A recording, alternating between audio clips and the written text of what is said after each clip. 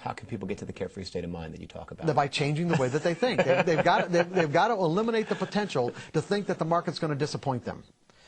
They've got to eliminate the potential to think that the market's going to disappoint them. And the way they eliminate that the potential is by understanding that trading is not about being right or wrong.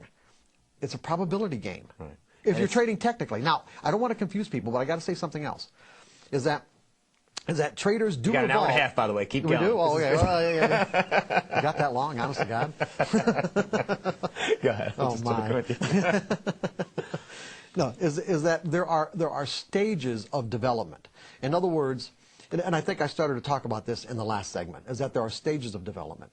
That we start out learning these fundamental skills, like learning how to think in probabilities so that the market doesn't have this potential to cause us to feel emotional pain. Right. We did everything we could. We had our edge. It didn't work out. That's right. On. And that's all it is. When you put on a trade and it doesn't work, all it really means is this, is that some other traders didn't come into the market that had the same belief that you had or the same conviction that you had about this market doing whatever it is that you thought it was going to do. That's all it is.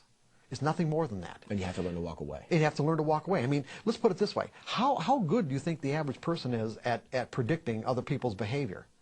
Someone else's behavior. People aren't that good at predicting other people's behavior. Or even their own behavior, for that matter, okay? Exactly. They find themselves doing things that, what am I doing this for, you know? And so how good are they going to be at predicting collective human behavior?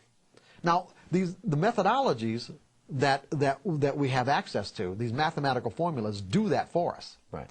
But you have to understand that there's no possible way that these mathematical formulas can predict the outcome of these patterns on a trade-by-trade basis, only on a series of trades.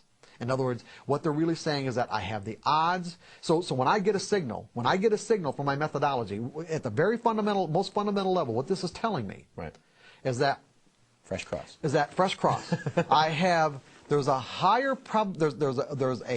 or let's say the odds are in my favor. The odds are in my favor that somebody is going to come into the market. This is what the pattern means. Right. The odds are in my favor that somebody is going to come into the market and bid it higher from here if I bought, or offer it lower from here if I sold. That's all it's saying.